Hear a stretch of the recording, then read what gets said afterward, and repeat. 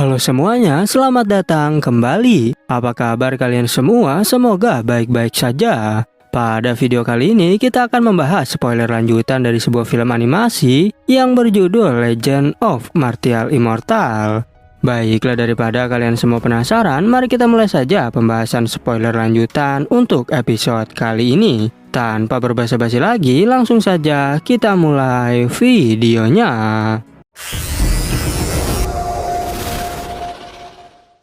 Cerita ini berlanjut, kita diperlihatkan Ye Chen yang sedang menjaga Biao menggunakan teknik tubuh tak terlihat. Sedangkan Biao segera berkultivasi setelah menemukan konsepsi seni rahasia. Sehingga hal itu membuat Ye Chen kesal karena Biao begitu ceroboh di tempat ini.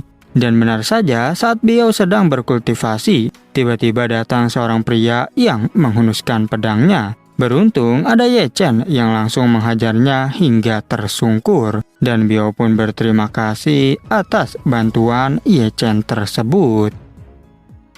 Kemudian Ye Chen menggunakan klonnya untuk menjaga Biao, sementara tubuh aslinya akan pergi mencari harta berharga, dan rupanya ia berhasil mendapatkan barang yang sedari tadi dikejar-kejar oleh banyak orang. Tak berhenti sampai di situ, Ye Chen juga mengambil barang-barang incaran milik orang lain. Dan beberapa waktu berlalu, Ye Chen telah mendapatkan banyak sekali harta. Saat itu juga, dirinya melihat Ning Xuang dari kejauhan. Ketika Ye Chen sedang melanjutkan perjalanan, ada kabar dari klonnya jika keadaan sedang gawat. Dan ternyata ada seorang praktisi yang mengancam nyawa Biao, sehingga Ye Chen pun langsung melancarkan serangan. Diketahui praktisi itu bernama Nanggong Sao yang berada di peringkat ke-8, dan serangan dari Ye Chen berhasil dihalau olehnya. Sedangkan Nanggong Sao sangat senang bisa bertemu dengan Qin Yu alias Ye Chen. Tak berhenti sampai di situ, Ye Chen kembali melancarkan serangan. Begitu pula dengan Nanggong Sao yang mengeluarkan kekuatannya, sehingga saat itu terjadilah adu kekuatan di antara mereka. Nanggong Sao terus berusaha sampai mengeluarkan kekuatan penuhnya. Tapi apalah daya, Ye Chen tetap santai sambil menggunakan tungku spiritual. Bahkan dengan satu tebasan, kini Nanggong Sao berhasil dibantai.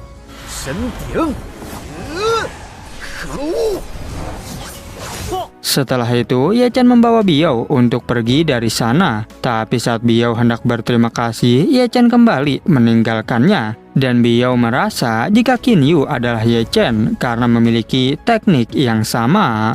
Kemudian Ye Chen ingin menghitung harta yang didapatkan. Namun tiba-tiba harta itu dibawa kabur oleh makhluk kurcaci. Beruntung Ye Chen bisa mengejarnya dan juga menangkap kurcaci tersebut. Lalu Ye Chen menginterogasinya, tapi kurcaci itu memberitahu agar Ye Chen cepat pergi. Dan benar saja ada badai besar yang menerjang tempat itu. Namun Ye Chen berhasil selamat berkat teknik luar angkasa. Setelah itu, kurcaci menjelaskan jika gua ini merupakan tubuh dari manusia. Adapun dunia besar ini merupakan batin manusia tersebut. Sehingga gua ini juga adalah tubuh yang ditransformasikan oleh seseorang. Kemudian Ye Chen disuruh untuk mengambil harta berupa tulisan emas spiritual dan merupakan sebuah kata yang mengandung Dao Tianyin. Apalagi tulisan itu juga dapat membuat tungku milik Ye Chen semakin kuat. Dikarenakan mengetahui hal ini, Ye Chen pun kembali mengambil tulisan spiritual yang berteberangan. Bahkan ia juga merebut tulisan itu yang diambil oleh beberapa orang. Sehingga orang-orang tersebut kini harus dihajar olehnya. Ketika Ye Chen bertanya tentang tulisan spiritual, tapi kurcaci tak mau menjawab. Dan setelah diancam oleh Ye Chen, akhirnya ia mau berbicara. Yang ternyata tulisan itu merupakan teks yang ada di dalam buku surgawi Dunjia. Tak berhenti sampai di situ, orang yang berhasil mengumpulkannya mungkin bisa naik ke ranah Heavenly. Sehingga Ye Chen pun kembali lagi untuk mencarinya. Dan seperti biasa, ia mengambilnya dari orang lain. Bukan hanya sekedar mengambilnya saja, Ye Chen juga membeli beberapa dari mereka. Bahkan Ling Hao dan Yun Er juga memberikannya pada Ye Chen. Dan kini nama Ye Chen semakin terkenal dengan sebutan pembunuh dewa. Setelah itu, Ye Chen mengobati dua partnernya karena mereka berdua telah membantu Ye Chen untuk mengumpulkan tulisan spiritual, sehingga Ye Chen pun memberikan uang yang cukup banyak kepada mereka. Di sisi lain, terlihat Ning Xuang dan Huo Jun yang terjebak dalam formasi, dan Ye Chen yang mengetahuinya segera memanfaatkan kesempatan itu untuk membantai para murid dari Sekte Zhengyang dan Istana Darah. Para tetua yang menyaksikan hal itu tentu menjadi sangat marah, tapi Ye Chen tiba-tiba berteleportasi dan melempar mereka, sehingga membuat mereka hilang dalam sekejap mata. Hal itu membuat Ning Xuang bertanya mengapa Qin Yu alias Ye Chen melakukan hal ini, padahal Sekte Zhengyangku tak memiliki masalah terhadapmu. Tapi Ye Chen menjawab bahwa aku memiliki alasan untuk balas dendam pada Sekte Zhengyang. Tak berselang lama, kini semua murid mulai mengepungi Ye Chen. Namun Ye Chen dengan mudahnya mengalahkan mereka. Bahkan hanya dalam sekejap, mereka semua tak berdaya. Di sisi lain, klon Ye Chen memberikan bayaran pada siapapun yang memberinya tulisan spiritual. Sehingga kini mereka sangat antusias karena bisa mendapatkan uang yang banyak. Dan kini Ye Chen membuat tungku spiritualnya semakin bertambah kuat. Kemudian datang Biao yang memberikan 3 tulisan spiritual pada Ye Chen. Tapi karena Biao terluka, Ye Chen pun menyembuhkannya. Dan karena api sejati itu, Biao menyadari bahwa kau benar-benar Ye Chen. Setelah itu, Ye Chen menyuruh Biao untuk segera pergi dari gua ini. Karena jika kau terluka, maka Du Guao akan menghajarku. Ia juga mengingatkan agar Biao jangan membocorkan identitas aslinya. Setelah itu, Ye Chen kembali melanjutkan perjalanan, dan ia bertanya apakah sebenarnya rahasia yang ada di gua ini. Tapi sayangnya kurcaci itu tetap tak mau memberitahu Ye Chen. Setelah itu, datang Huo Jun dan Ning Xuang yang bergabung untuk melawan Ye Chen. Ye Chen berkata, jika kalian tak tahu malu sampai-sampai bergabung melawanku. Dan bukan hanya mereka berdua saja, ada ribuan orang yang berkumpul untuk membunuh Ye Chen. Dikarenakan tak punya pilihan lain, Ye Chen pun segera kabur dari sana. Tapi lagi-lagi Ning Xuang dan Huo Jun kembali menyerangnya. Sehingga Ye Chen pun menggunakan jurus bayangan untuk membingungkan mereka. Walaupun begitu, Ning Xuang berhasil membunuh semua bayangan Ye Chen. Dan kini tubuh Ye Chen yang asli telah dikepung oleh mereka. Sehingga Huo Jun menghempaskan serangan yang membuat Ye Chen terjatuh ke dalam jurang. Di dalam jurang, Ye Chen bertanya tempat apakah ini sebenarnya. Tapi kurcaci itu menyuruh Ye Chen untuk pergi dari sini. Lagi pula di sini tak ada hal yang bagus.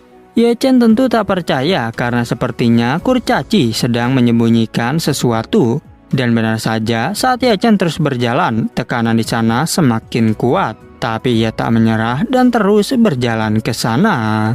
Di sana, Ye Chen melihat susunan tulisan dan ada juga tubuh suci kuno yang merupakan tubuh terkuat lebih dari tubuh Huo Jun dan tubuh Ning Xuang. Bahkan kekuatannya sangat luar biasa.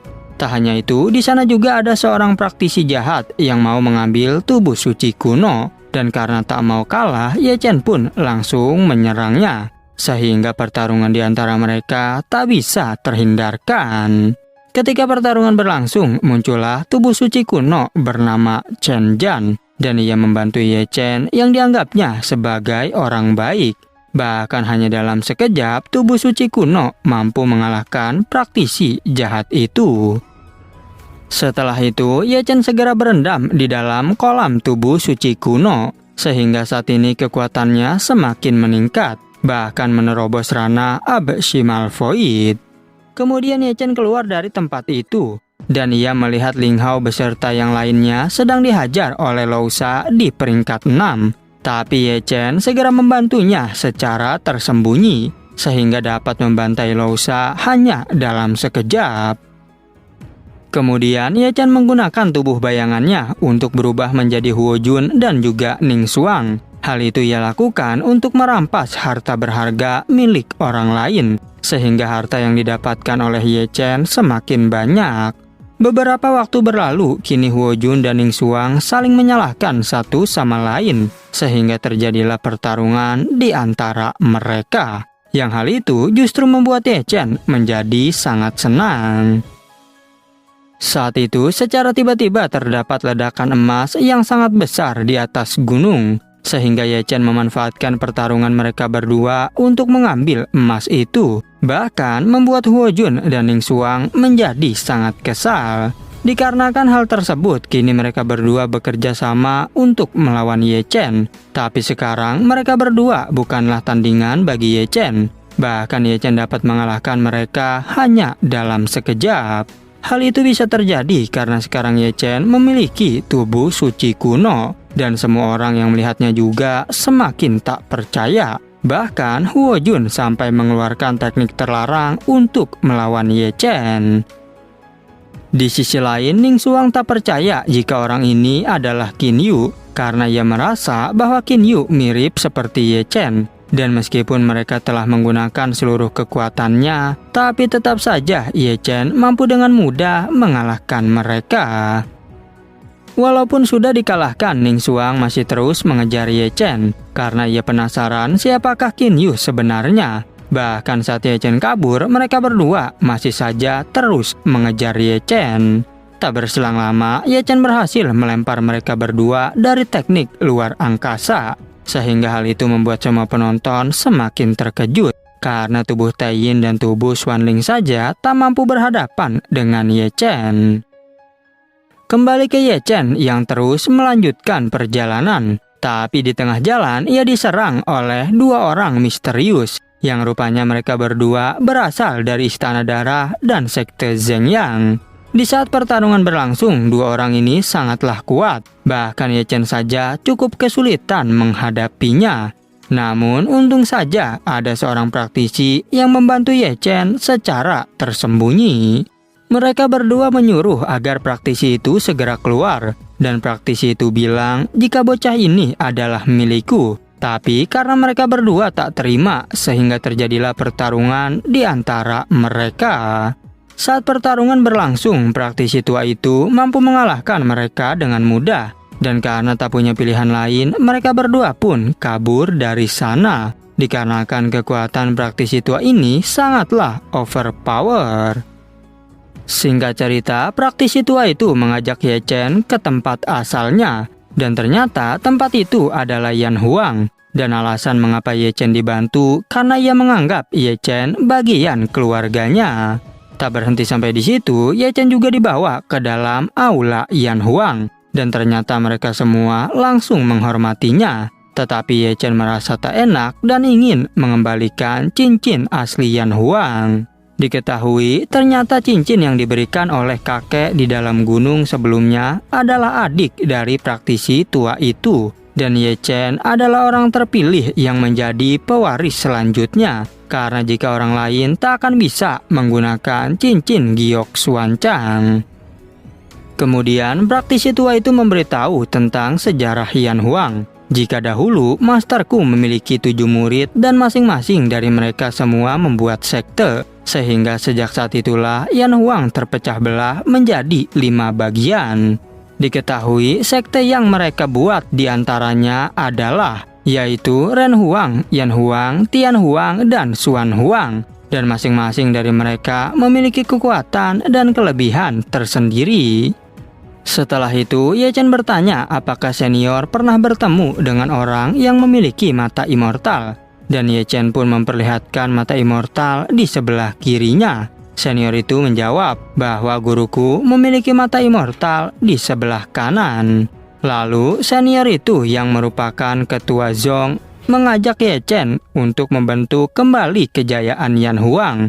Dimulai dari yang pertama untuk menyatukan Ren Huang yang dipimpin oleh Zong Xiao alias Hong Chen Sui. Dan pada akhirnya spoiler untuk episode 69 pun bersambung. Oke, cukup sekian, terima kasih untuk video kali ini dan sampai jumpa di video berikutnya.